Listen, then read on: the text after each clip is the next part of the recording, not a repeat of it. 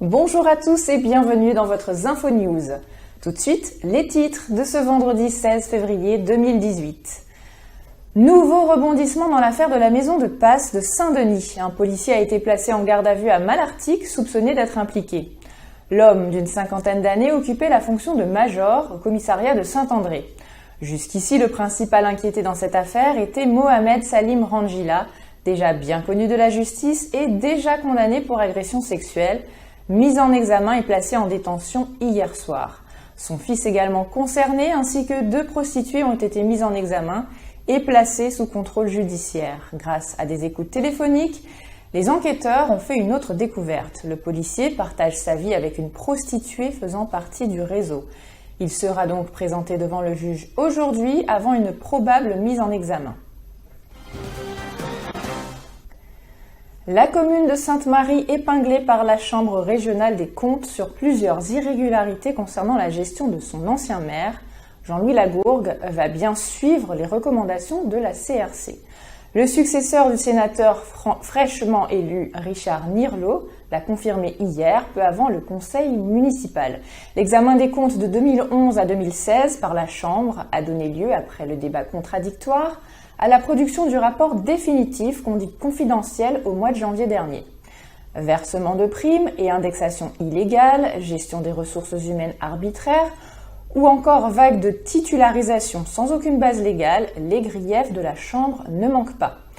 Elle évoque entre autres des versements illégaux se cumulant à un montant de 2,65 millions d'euros entre janvier et juin 2017. On écoute le maire Richard Nirlo au micro de Samuel Hurlepen.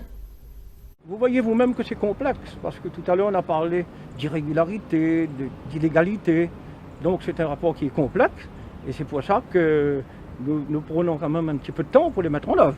Nous avons besoin d'avoir une expertise financière et juridique par rapport pour mettre en œuvre justement ces recommandations. Je vais toutes les mettre en place, parce que je suis pour le respect de la légalité. Alors, vous voulez parler des primes de ce dispositif qu'on a mis en place pour le départ volontaire de la retraite.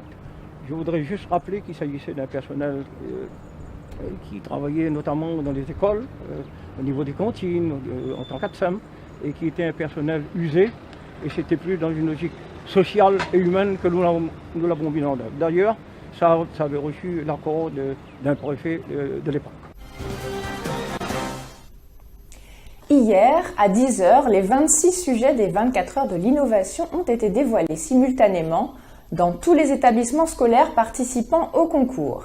Les équipes ont ainsi choisi leur sujet de prédilection sur lequel ils ont planché pendant 24 heures chrono. Collégiens, lycéens et étudiants post-bac ont fait marcher leurs neurones afin de trouver les meilleures solutions innovantes.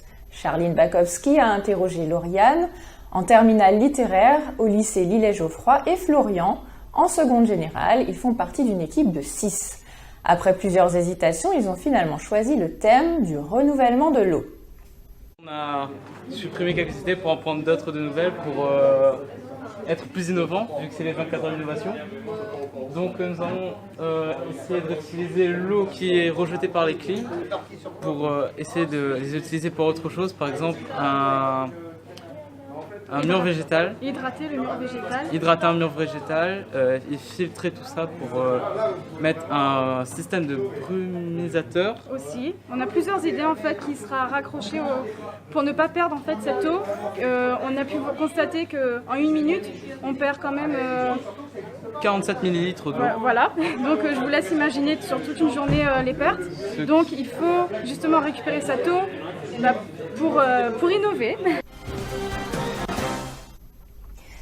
Les élus du conseil régional sont réunis ce vendredi en assemblée plénière. Une assemblée qui a débuté avec un hommage rendu à Valérie Bénard, conseillère régionale décédée le 8 février d'une longue maladie. 1 minute de silence a été respectée.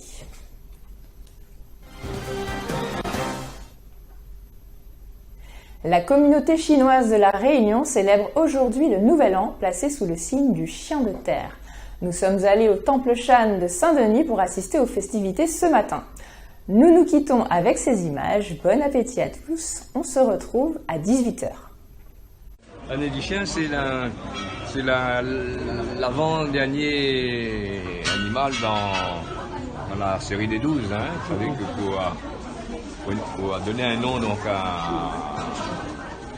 aux années, hein, on utilise nous un cycle de 12 ans. Un cycle de 12 ans, et avec les 5 éléments, ça fait 5 fois 12, 60. Donc 60, pour nous, c'est l'équivalent d'un siècle. Hein. C'est quoi ça que, il y a 2 ans de ça, on a fait 220 ans du temps. Hein. 220 ans, ça correspond donc à 200 ans pour l'Occident. En partant de là, donc le chien et chaque animal est associé donc à un élément. Hein. Cette année, c'est la terre. Donc c'est le chien de terre.